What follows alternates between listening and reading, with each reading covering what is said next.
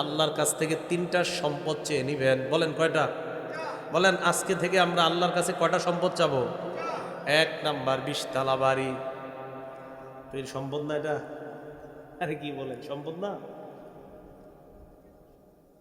ইবনে মাজা কিতাবের নাম, 1856 নাম্বার হাদিস। স্বর্ণ আর রূপার ব্যাপারে আয়াত নাজিল হয়েছে। তা আয়াত নাজিল হওয়ার পর খুব ধমক দিছে আল্লাহ আয়াতের মধ্যে, যারা স্বর্ণ রূপা জমা করে, যাকাত দেয় না, সদকা করে না, আল্লাহ ধমক দিস। এখন সাহাবারা রসুল আকরাম সাল্লাল্লাহু আলাইহি সাল্লামকে বললেন, আইয়াল মালি নাত্তাখিযু ইয়া রাসূলুল্লাহ, হুজুর আমরা কোন সম্পদ কামাই করব, কোন মাল আমরা জমা করব, তাহলে আমাদেরকে একটু বলেন। স্বর্ণ রূপার ব্যাপারে আল্লাহ এত কঠোর কথা বলছে, ইয়া রসুল আল্লাহ আমরা কেমন সম্পদ কামাই করব একটু বলেন। তো রসুল আকরাম সাল্লাল্লাহু আলাইহি সাল্লাম একটু রাগ হয়ে গেছে যে আমার সাহাবারা সম্পদের কথা জিজ্ঞেস করলো কেন। রাগ হয়ে চলে গেছে। হযরত ওমর ফারুক রাদিয়াল্লাহু তাআলা আনহু সাহাবাদেরকে বললেন, তোমরা থামো, আমি বিষয়টা যাই না তোমাদেরকে জানাইতেছি। নবীজির মেজাজ খুব বুঝতেন হযরত ওমর ফারুক রাদিয়াল্লাহু তাআলা। রসুল আকরাম সাল্লাল্লাহু আলাইহি সাল্লামের কাছে আসলেন, সুযোগ বুইজা নবীজিকে বললেন, হুজুর সাহাবারা প্রশ্ন করছে আপনার কাছে কোন মাল আমরা কামাই করব, যদি একটু বলতেন। নবীজি বলছেন, ও আচ্ছা আচ্ছা, মানে এখন রাগ ঠান্ডা আছে। আল্লাহ নবী বললেন, লিয়াত্তাখিজ আহাদুকুম কলবান শাকিরা, এক নাম্বার তোমাদের সবাই যেন কামাই করো কলবান শাকিরা, এমন একটা কলব যেই কলবটা বেশি বেশি আল্লাহর শুকরিয়া আদায় করতে পারে। এক গ্লাস পানি পান করলাম, আলহামদুলিল্লাহ। এক লোকমা ভাত আমি খাইলাম, আল্লাহুম্মা লাকাল হামদু ওয়া লাকাশ শুকরু। এক ঢোক পানি আমি পান করলাম, আল্লাহুম্মা লাকাল হামদু ওয়া লাকাশ শুকরু। এমন একটা কলব যে কলব বেশি বেশি আল্লাহর শুকরিয়া আদায় করতে পারে। হাদিস দ্বারা বোঝা যায়, মুখ দিয়া যদিও বলি আলহামদুলিল্লাহ, শুকরিয়াটা আসতে হবে কলব থেকে। যদিও জবান দিয়ে বলি আমরা, বলেন আসতে হবে কোত্থেকে? মানে আল্লাহ আপনি যে আমারে পান করাইলেন, আপনি যে খাওয়াইলেন, আমি খুশি আল্লাহ, আলহামদুলিল্লাহ। বলেন তো গরমকালে আপনি একটু ঠান্ডা পানি পান করলেন, এই ঠান্ডা পানি পান করার পর আপনার কী অবস্থা হবে? গরমকালে খুব গরম, ঠান্ডা পানি ঠান্ডা শরবত পান করলেন। আচ্ছা রমজান মাস, গরমকাল, রমজান মাস, দিন বড়, 16 ঘন্টা রোজা রাইখা এক গ্লাস ঠান্ডা শরবত পান করলেন, মুখ দিয়া নাও যদি বলেন, কলব থেকে, দেহ থেকে, অঙ্গ প্রত্যঙ্গ থেকে আল্লাহ শুকরিয়া বের হবে। তাহলে কলব এমন একটা কলব যে কলবটা বেশি বেশি শুকরিয়া আদায় করতে পারে। দুই নাম্বার অকলবা ওয়ালিসানান যাকিরা, এমন একটা জিহ্বা যে জিহ্বা বেশি বেশি আল্লাহর জিকির করতে পারে। যে জিহ্বা বেশি বেশি কার জিকির করে? আল্লাহর জিকির করে। তিরমিজি শরীফের 3376 নাম্বার হাদিসের বর্ণনা, সুইলা রাসূলুল্লাহ সাল্লাল্লাহু আলাইহি ওয়াসাল্লাম আইয়ুল ইবাদি আফজালু দারাজাতান ইনদাল্লাহি ইয়াউমাল কিয়ামা। নবীজিকে প্রশ্ন করা হয়েছে, ইয়া রাসূলুল্লাহ কিয়ামতের ময়দানে আল্লাহর কাছে সবচাইতে মর্যাদাবান বান্দা বান্দি কারা, আপনার কাছে জানতে চাই। নবীজি জবাব দিলেন, আয-যাকিরুনাল্লাহ কাসীরান ওয়াজ-যাকিরাত, যেই সমস্ত নারী পুরুষ বেশি বেশি আল্লাহর জিকির আদায় করে, এই নারী পুরুষগুলা কিয়ামতের ময়দানে আল্লাহর কাছে সবচাইতে মর্যাদাবান বান্দা বান্দি হয়ে যাবে। জিকির কইরেন, বাসের মধ্যে বসা জিকির করবেন। কৃষক ভাই কাজ করতেছেন, জবানে চালু রাখেন সুবহানাল্লাহ, আলহামদুলিল্লাহ, লা ইলাহা ইল্লাল্লাহ, আল্লাহু আকবার। কষ্টের কাজ করতেছেন, 10 মিনিট কাজ করার পর আবার থেমে যান, থামার পর 30 সেকেন্ড ইস্তেগফার পাঠ করেন, আস্তাগফিরুল্লাহ, আস্তাগফিরুল্লাহ, আস্তাগফিরুল্লাহ। আল্লাহর কোরআন প্রমাণ করে, যত বেশি ইস্তেগফার বান্দা পাঠ করে, ইয়াজিদকুম কুওয়াতান ইলা কুওয়াতিকুম, তোমাদের শক্তি আল্লাহ বাড়িয়ে দেয়। কৃষিকাজ, এটা কি কষ্ট শক্তির প্রয়োজন আছে না নাই? তাহলে আপনি কাজ করতে করতে ক্লান্ত হয়ে গেছেন, বাস এবার কোরআন বিশ্বাস করে নেন যে আল্লাহর কোরআনে বলছে আস্তাগফিরুল্লাহ বললে নাকি আল্লাহ শক্তি বাড়ায়। বাস আমি আল্লাহ 10 বার আস্তাগফিরুল্লাহ বললাম, মাবুদ এই 10 বার এই নিয়তে বললাম তুমি আমার শক্তি বাড়ায় দাও, যেন আবার এই পরের কাজগুলো আমি করতে পারি। কোরআনের ওয়াদা, অবশ্যই আল্লাহ আপনার শক্তি বাড়ায় দিবে। জবান জিকিরের মাধ্যমে তাজা রাখেন। মা বোনরা রান্না করতেছে, রান্না করার সময় জবানটা চালু রাখেন। আবু হুরায়রা রাদিয়াল্লাহু তাআলা আন গাছ লাগায়, নবীজি আবু হুরায়রা রাদিয়াল্লাহু তাআলা আনহুর পাশ দিয়ে যাইতেছেন, আল্লাহ নবী বললেন, মাল্লাযী তাগরিসু ইয়া আবা হুরায়রা, আবু হুরায়রা তুমি কি লাগাও, কি গাছের চারা তুমি রোপণ করো আবু হুরায়রা? আবু হুরায়রা জবাব দেয়, গিরাসান লি ইয়া রাসূলুল্লাহ, হুজুর আমার নিজস্ব একটা গাছের চারা রোপণ করতেছি। আল্লাহ নবী বললেন, আলা আদুল্লুকা আলা গিরাসিন খায়রিন লাকা মিন হাযা, আমি কি তোমাকে এর চাইতে উত্তম গাছের কথা বলবো না, যেই গাছটা তোমার এই দুনিয়ার গাছের চাইতে 1000 গুণ বেশি উত্তম? কয় হুজুর এটা আবার কি?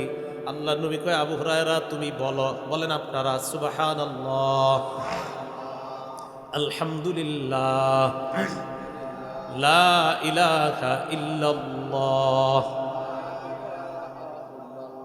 আল্লাহু আকবার। এই চারটা বাক্য বলার পর আল্লাহ নবী বললেন, আবু হুরায়রা তুবু রাসূলাকা বিকুল্লি ওয়াহিদাতিন শাজারাতুন ফিল জান্নাহ, এই যে চারটা বাক্য তুমি পাঠ করলা, তোমার এই চারটা কথার সাথে সাথে জান্নাতে চারটা গাছের চারা লাগানো হয়ে গেছে। তাহলে বাসের মধ্যে বসে রয়েছেন কেন? জিহ্বাটা বন্ধ রাখবেন, জিকির চালু রাখেন। এই জিহ্বা যেন সদা সর্বদা আল্লাহর জিকিরে রত থাকে। আল্লাহ আমাদেরকে এমন একটা জবান আল্লাহর কাছ থেকে চেয়ে নেওয়ার তৌফিক দান করেন। কয় জিনিস চাইতে হবে আল্লাহর কাছে? কয় সম্পদ? তিনটা।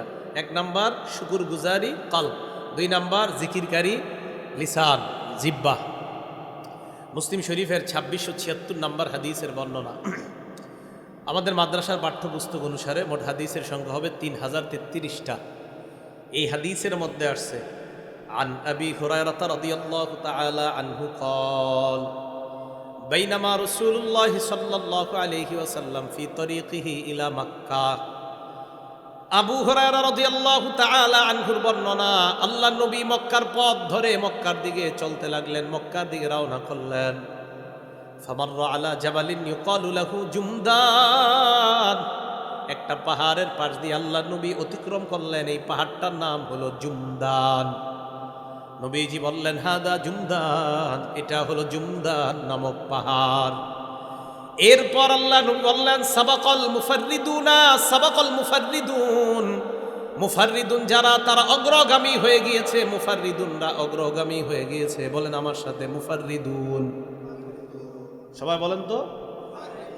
নবীজি বলেন, মুফাররিদুনরা অগ্রগামী হয়ে গিয়েছে। মুফাররিদুন কারা? হ্যাঁ, আলেম ছাড়া অন্য যারা আছেন সামনে বসা, মুফাররিদুন কারা চিনেন? 2-1 জন কইছে না, মানে বাকিরা চিনেন। আপনারা নীরব মানি তো জানেন, মানে জানেন মুফাররিদুন কারা? তো একটু জোরে বলেন, মুফাররিদুন কারা জানেন? এই যে জিনা বা হা না বলার রসুমটা চালু হওয়া দরকার। কারণ আমরা মাহফিলগুলারে কি বানাই নিছি জানেন?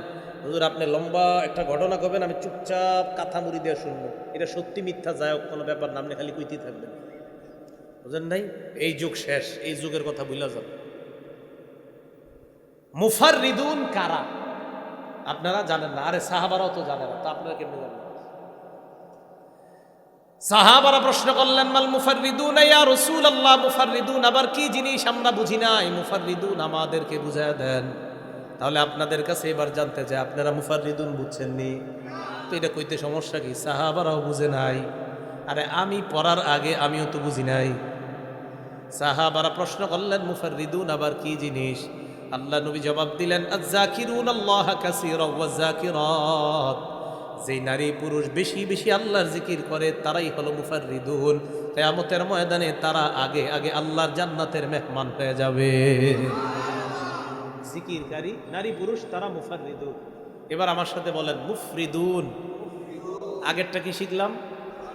আগামী দিন চা স্টলের সামনে বৈশা এই পেঁচাল টেচাল না পাইরা একজন আরেকজন দিন শিখাইবেন। বলেন আগেরটা কি শিখলাম? মুফাররিদুন। এখন আরেকটা শিখতেছি, মুফরিদুন।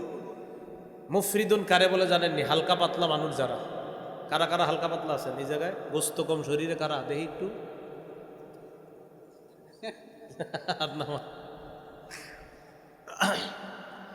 তিরমিজি শরীফের 3596 নাম্বার হাদিসের বর্ণনা, হালকা পাতলা মানুষরা আগে আগে জান্নাতে যাবে। মানে আপনারা আগে আগে যাবেন। সাহাবারা বললেন, মান মুফরিদুন ইয়া রাসূলুল্লাহ, হালকা পাতলা দ্বারা কি উদ্দেশ্য আপনার কাছে জানতে চাই, আমরা আপনার কাছে বুঝতে চাই। আপনারাও বুঝতে চান হালকা পাতলা দ্বারা কি উদ্দেশ্য, ঠিক তো? নবীজি বললেন আল মুস্তাহতারুনা বিজিক্রিল্লাহ, যারা সদা সর্বদা আল্লাহর জিকিরে রত থাকে, ব্যস্ত থাকে, তারা হলো হালকা পাতলা। ইয়াদউ আনহুমুজ যিকরু আসকালাহুম, জিকির করতে করতে তাদের থেকে পাপের বোঝাগুলা হালকা করে দেয়। জিকির তাদের পাপের বোঝাগুলা হালকা করে, তাদেরকে হালকা বানায় দেয়, মানে পাপ থেকে তাদেরকে হালকা বানায় দেয়। নবীজি বলেন ফায়াতুনা ইয়াউমাল কিয়ামাতি খিফাফা, এই মানুষগুলা পাপের বোঝা থেকে হালকা অবস্থায় কিয়ামতের ময়দানে আল্লাহর সামনে উপস্থিত হয়ে যাবে। তাহলে মুফরিদুন মানে গুনাহ থেকে হালকা পাতলা, পাপের বোঝা থেকে হালকা পাতলা। আর মুফাররিদুন মানে যারা বেশি বেশি জিকির করে। আর মুফরিদুন মানে বেশি বেশি জিকির করতে করতে পাপের বোঝা থেকে হালকা হয়ে যায়। তাহলে আগামী দিন চাই স্টলের সামনে বসে একজন আরেকজনকে এই কথাগুলো বুঝাইতে পারবেন না ইনশাল্লাহ। আল্লাহ তৌফিক দান করেন, আপনাদের সময়গুলো যেন ভালো কাজে কাটাইতে পারেন, আল্লাহ তৌফিক দান করেন। তাহলে জিকির করবেন এইভাবে, জিকিরের মাধ্যমে ওই যে অন্তর, এটাকে প্রশান্ত রাখবেন। তাহলে কয় জিনিস জানি আমরা কামাই করবো সম্পদ? তিনটা। এক নাম্বার এমন একটা কলব, যেই কলবটা আল্লাহ শুকরিয়া আদায় করে। 2 নাম্বার এমন একটা জিহ্বা, যেই জিহ্বাটা বেশি বেশি আল্লাহর জিকির করে।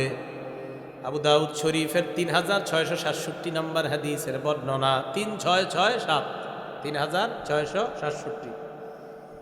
এই হাদিসের মধ্যে আসছে আল্লাহ নবী বলেন লা আন আকুদা মা কওমিন ইয়াজকুরুনাল্লাহ মিন সালাতিল গাদাতি ইলা আন তাতলুআশ শামস আহাব্বু ইলাইয়া মিন আন উতিকা আরবাআতাম মিন গুলদি ইসমাঈল।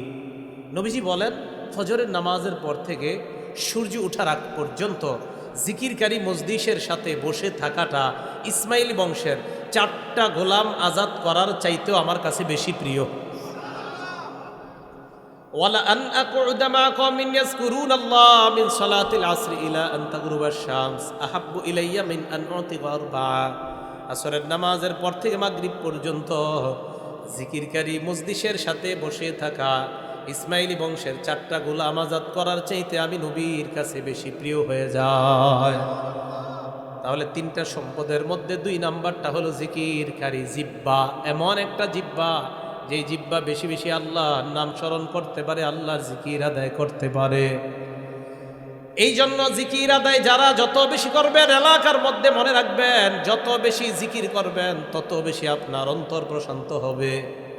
আর যদি অন্তরটা প্রশান্ত বানাইতে পারেন, মরণের সময় যদি আপনার অন্তর জিকির দ্বারা প্রশান্ত হয়ে যায়, মরণের সময় ফেরেশতারা আপনাকে স্বাগত জানাইতে জানাইতে জান্নাতের দিকে নিয়ে যাবে।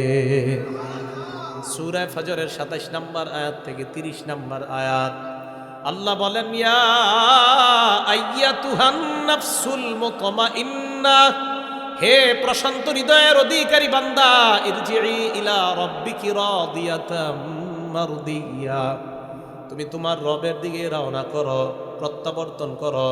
যেই রব তোমার প্রতি সন্তুষ্ট, তুমিও রবের প্রতি সন্তুষ্ট, এই রবের দিকে তুমি প্রত্যাবর্তন করো।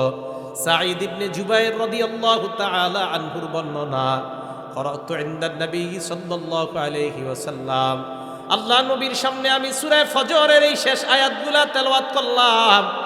আয়াতগুলা পড়ার পর আবু বকর সিদ্দিক আল্লাহ নবীর পাশে বসা। আবু বকর সিদ্দিক বললেন ইন্না হাযা হাসান, তুমি যে আয়াতগুলা পড়লা, আয়াতগুলা তো বড় চমৎকার। আল্লাহ নবী আবু বকরের দিকে তাকায় বলে, আবু বকর, আমার আশা ইন্নাল মালাকা সায়াকুলু লাকা ইনদাল মাউত, আমার আশা এই আয়াতগুলা তোমার মরণের সময় ফেরেশতারা বলতে বলতে তোমাকে কবরের দিকে নিয়ে যাবে তথা আল্লাহর জান্নাতের দিকে নিয়ে যাবে। আমার আশা আবু বকর, ফেরেশতা তোমাকে মরণের সময় এই কথাগুলা বলতে বলতেই তোমাকে দুনিয়া থেকে নিয়ে যাবে। তাহলে জিকির খুব বেশি করা। তাই রসুল আকরাম সাল্লাল্লাহু আলাইহি সাল্লাম বললেন 3টা সম্পদ কামাই করো। 1 নাম্বার এমন একটা কলব, যেই কলব আল্লাহ শুকরিয়া আদায় করে। 2 নাম্বার লিসানান যাকিরা, এমন একটা জিহ্বা, যেই জিহ্বা বেশি বেশি আল্লাহর জিকির করে। 3 নাম্বার ওয়ামরাআতান তুইনু আহাদাকুম আলা তাআতিল্লাহ, এমন একটা বিবি আল্লাহর কাছে চেয়ে নাও, যেই বিবি তোমাকে আল্লাহর ইবাদতে সহযোগী হয়ে যায়। এমন একটা বিবি আল্লাহর কাছে চাও যেই বিবি তোমাকে ইবাদতের ক্ষেত্রে তোমাকে সাহায্য করে, সহযোগিতা করে। বলেন তো আমাদের জীবনে শ্রেষ্ঠ সম্পদ কয়টা? তিনটা। কয়টা সম্পদ? তিনটা। এক নাম্বার এমন একটা কলব, যে কলব বেশি বেশি আল্লাহর শুকরিয়া আদায় করে। দুই নাম্বার এমন একটা জবান, যেই জবান বেশি বেশি আল্লাহর জিকির করে। তিন নাম্বার আল্লাহর কাছে এমন একজন বিবি চেয়ে নেওয়া, যেই বিবিটা আপনাকে আল্লাহর ইবাদতের ক্ষেত্রে সহযোগিতা করে। এই জন্য হাদিসের মধ্যে আসছে, ক্বালা রাসূলুল্লাহি সাল্লাল্লাহু আলাইহি ওয়াসাল্লাম, আল্লাহ নবী বলেন, আদ-দুনিয়া মাতা ওয়া খায়রু মাতা'id দুনিয়া আল মারআতুস সালিহা। এই দুনিয়াটা হলো ভোগের জায়গা। দুনিয়ার মধ্যে সবচাইতে শ্রেষ্ঠ সম্পদ হলো কারো জীবনে যদি একজন নেককার নারী হয়ে যায়। আপনি যদি একজন নেককার নারী পান আপনার বিবি হিসাবে, রসুল আকরাম সাল্লাল্লাহু আলাইহি সাল্লাম বলেন, তুমি দুনিয়ার শ্রেষ্ঠ সম্পদের মালিক হয়ে গেলা। তাহলে একজন নেককার নারী পাওয়া মানে আপনি পৃথিবীর সবচেয়ে শ্রেষ্ঠ সম্পদের মালিক হয়ে যাওয়া। এই জন্য আল্লাহর কাছে এই তিনটা সম্পদ চাওয়া। তিন নাম্বারটা হলো নেককার নারী। এক হাদিসের মধ্যে আসছে, আমাদের সৌভাগ্যের লক্ষণ চারটা। বলেন কয়টা? আপনার জীবনে যদি এই চারটা বিষয় থাকে বুঝবেন আপনি সৌভাগ্যবান। ক্বালা রাসূলুল্লাহি সাল্লাল্লাহু আলাইহি ওয়াসাল্লাম, আরবাউম মিনাস সাআদা, চারটা জিনিস হলো সৌভাগ্যের চাবিকাঠি। এক নাম্বার আল মারআতুস সালিহা, নেককার নারী। বলেন এক নাম্বার, আপনার বিবি যদি নেককার নারী হয়, নেককার নারী। দুই নাম্বার আল মাসকানুল ওয়াসি, প্রশস্ত বাড়ি। কি বাড়ি? এক নাম্বার নেককার নারী, দুই নাম্বার বড় বাড়ি। যদি আল্লাহ আপনার টাকা পয়সা দেয় আর কি, হারাম পথে না, আবার হালাল পথে। তিন নাম্বার ওয়াল মারকাবুল হানি, যানবাহনের একটা গাড়ি, চলাচলের একটা গাড়ি, চলাচলের জন্য একটা গাড়ি, হালাল টাকা। চার নাম্বার ওয়াল জারুস সালিহ, নেককার একজন প্রতিবেশী। যেই নেককার প্রতিবেশী আপনাকে নামাজে ডাক দিয়ে নিয়ে যাবে, এমন একজন নেককার প্রতিবেশী। তাহলে এক নাম্বার নেককার নারী, দুই নাম্বার প্রশস্ত বাড়ি, তিন নাম্বার চলাচলের জন্য সুন্দর একটা গাড়ি, তিন নাম্বার একজন নেককার প্রতিবেশী। এই চারটা যদি কারো জীবনে অর্জন হয়ে যায়, সৌভাগ্যের এই চারটা লক্ষণ আপনি পেয়ে গেলেন। ওয়ারবাউম মিনাশ শাকাওয়া, আপনার পুরা কপালের লক্ষণও চারটা। এক নাম্বার আল মারআতুস সু, খারাপ একজন বিবি যদি আপনার হয়, ফজরের পর থেকে ঝগড়া শুরু, ঘুমের আগে গিয়া শেষ হয়। মহিলারা ওয়াজ শুনতেছিল, সর্বনাশ। এক নাম্বার আচ্ছা, মহিলা যারা শুনে সমস্যা কি? যদি খারাপ হয়ে থাকে আল্লাহ ভালো বানায় দিচ্ছে, ঠিক না? যদি এক নাম্বার খারাপ একটা বিবি, দুই নাম্বার ওয়াল মারকাবুদ দাইয়িকু, সংকীর্ণ বাড়ি। সংকীর্ণ বাড়ি, ছোট বাড়িতে যাই হোক, ছোট বাড়ি, এটা আপনার টাকা পয়সা যার কম, সমস্যা নেই, কিন্তু নেককার নারীটা জরুরি। তো যাই হোক, হতভাগার চারটা লক্ষণ: এক নাম্বার খারাপ বিবি, দুই নাম্বার সংকীর্ণ বাড়ি, তিন নাম্বার অল মারকাবুদ দাইয়িকু, আপনার চলাচল ব্যবস্থা ভালো না। এই জায়গায় গাড়ি না থাকা মানে চলাচল ব্যবস্থাটাই ভালো না। তিন নাম্বার বুঝবেন জীবনে যে কত কষ্ট। হ্যাঁ, যারা এই যে নদী পার হয়ে এক পার থেকে আরেক পারে যায়, জিজ্ঞাসা করবেন কতটা কষ্ট লাগে ওনাদের, কত দোয়া করে আল্লাহর কাছে একটা ব্রিজের জন্য। চার নাম্বার রাসূল আকরাম সাল্লাল্লাহু আলাইহি সাল্লাম বলেন, ওয়াল জারুস সু, খারাপ একজন প্রতিবেশী। ফজরের পর উঠে বলে, কি ব্যাপার, আমার গাছের বরুইটা তোমার ছেলে খাইলো কেন, শুরু হয়ে যায়। বাস, এই হলো খারাপ প্রতিবেশী যদি হয়, তো বুঝবেন আপনার কপাল খারাপ হওয়ার এই চার লক্ষণ হয়ে গেছে। এর মধ্যে ভালো লক্ষণ কয়টা? চারটা। এর মধ্যে এক নাম নেককার নারী। আল্লাহ সবার বিবি যারা আছে তাদেরকে আল্লাহ নেককার বানায়া দেন, বিবিদেরকে আল্লাহ নেককার বানায়া দেন। তো যাই হোক, বলতেছিলাম কলবান শাকির, তিন সম্পদের শ্রেষ্ঠ তিনটা সম্পদের এক নাম্বার সম্পদের নাম কলবান শাকির, এমন একটা কলব যে কলব বেশি বেশি আল্লাহর শুকরিয়া আদায় করতে পারে।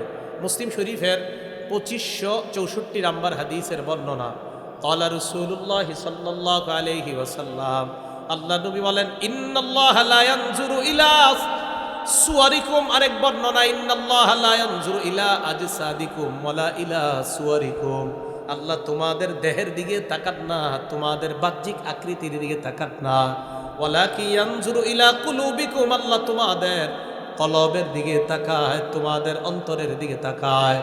মেশকাত শরীফের ব্যাখ্যা গ্রন্থের নাম মিরকাত। এই মিরকাত কিতাবের মধ্যে মোল্লা আলী কারি রহমতুল্লাহি আলাইহি লেখেন, আল কলবু মালিকুন মুতাহ, কলব হলো এমন এক বাদশা, যেই বাদশার আনুগত্য করা হয়। কলব এমন একটা বাদশা, যেই বাদশার আনুগত্য করা হয়। ও রাইসুল মুত্তাবা, এমন এক নেতা, যেই নেতার অনুসরণ করা হয়। কলব এমন এক বাদশা, যেই বাদশার অনুসরণ করা হয়, আনুগত্য করা হয়। ওয়াল আযাউ কুল্লুহা লাহু তাবউন, শরীরের অঙ্গ প্রত্যঙ্গ সবগুলা হলো এই কলবের অনুসারী। এবার দেখেন কি বলে মেশকাত শরীফের ব্যাখ্যা গ্রন্থ মেরকাতের মধ্যে বলে, ইন সলাহা অথবা ইদা সলাহাল মাতবু, অনুসৃত অর্থাৎ যার অনুসরণ করা হয় এই কলব যদি ঠিক হয়ে যায়, সলাহাত তাবু ইস্তাকামাতির রাইয়া, প্রজাগুলা এমনি ঠিক হয়ে যাবে। বাদশা কি? কলব। অঙ্গ প্রত্যঙ্গ হলো প্রজা, এই হাত প্রজা, এই পা প্রজা, চোখ প্রজা, এই সবগুলার বাদশা হলো কলব। কলব যদি ঠিক হয়ে যায়, পুরা দেহের সমস্ত অঙ্গ প্রত্যঙ্গগুলা ঠিক হয়ে যাবে। কলব যদি ঠিক হয়ে না যায়, যদি নষ্ট হয়ে যায়, পুরা শরীরটাই নষ্ট হয়ে যাবে। তাহলে আগের কথায় আসেন, বলেন তো হেদায়েতের জায়গা, হিংসার জায়গা, তাওহীদের জায়গা, কুফরির জায়গা, ইমানের জায়গা। তাহলে ইমানের জায়গা, হাসাদের জায়গা, রিয়ার জায়গা, ধোকা দেওয়ার জায়গা, মানে ভালো যা করবেন এটার জায়গা কলব, হেদায়েতের জায়গা কলব, ইমানের জায়গা কলব, কোরআনের জায়গা কলব, হিংসার জায়গা কলব। তাই রসুল আকরাম সাল্লাল্লাহু আলাইহি সাল্লাম বললেন, শোনো, দেহের মধ্যে এমন একটা টুকরা আছে, এই টুকরা যদি ঠিক হয়ে যায় পুরা দেহটা ঠিক হয়ে যাবে। এই টুকরা যদি নষ্ট হয়ে যায় পুরা দেহটা নষ্ট হয়ে যাবে। এই টুকরাটার নাম হলো কলব। আল্লাহ আমাদের সকল নারী পুরুষ সবাইকে এই কলব নামক টুকরাকে যেন আমরা পরিশুদ্ধ করে সুস্থ দেহে সুন্দর একটা দেহ তথা একটা পরিশুদ্ধ দেহ নিয়ে, মানে দেহ ঠিক হবে যদি কলব ঠিক হয়, এমন একটা কলব নিয়ে যেন আল্লাহর কাছে যাইতে পারি, যে কলবকে কোরআনের ভাষায় কলবে সালিম বলা হয়েছে। আল্লাহ পাক রব্বুল আলামিন বলেন, সেদিন তোমার সম্পদ, তোমার সন্তান কোনো কাজে আসবে না, ইল্লা মান আতাল্লাহা বিকলবিন সালিম, যদি সুস্থ একটা অন্তর নিয়ে আসতে পারো, এই অন্তরওয়ালা মানুষটাই কাজে আসবে, এই ব্যক্তিটাই জান্নাতের মেহমান হয়ে যাবে। তাহলে কলবে সালিম যেন আমরা কামাই করে আল্লাহর কাছে যেতে পারি, আল্লাহ তৌফিক দান করেন। বেশি বেশি জিকির করব। মা বোন যারা রান্না করার সময় জিকির করবেন, ঝাড়ু দেওয়ার সময় জিকির করবেন, বাচ্চাকে দুধ পান করানোর সময় জিকির করবেন, রান্না সাধারণত উজু করে করার চেষ্টা করবেন। মা বোনরা অসুস্থ অবস্থায়ও জিকির করতে পারবেন। বলেন কি বললাম? হ্যাঁ, অসুস্থ আল্লাহর পক্ষ থেকে মাসে তারা একটা অসুস্থ হয়, তো মা বোনরা যে মাসে যে অসুস্থ হয় আল্লাহর পক্ষ থেকে যেটা, এই অসুস্থতার সময়ও কি করতে পারবে? নামাজ পড়তে পারবে না, কিন্তু কি করতে পারবে? জিকির করতে পারবে। এই কথাগুলো মনে রাখবো। বরং উচিত প্রত্যেক নামাজের সময় মা বোনরা নামাজ যেই জায়গায় পড়ে ওই জায়গাটায় বসে বসে কিছু সময় আল্লাহর জিকির করা। আল্লাহ আমাদের সকলকে যে কথাগুলো বললাম শুনলাম সকলকে যেন আমল করতে পারে আল্লাহ তৌফিক দান করেন। বিশেষ করে যে যুব সমাজ যারা আয়োজন করেছেন, এই যুবক ভাইদের প্রত্যেকেই যেন এলাকা উন্নতির কাজে তারা কাজে আসতে পারে, আল্লাহ তৌফিক দান করেন। আমিন ওয়া আখিরু দাওয়ানা আনিল হামদুলিল্লাহি রাব্বিল আলামিন।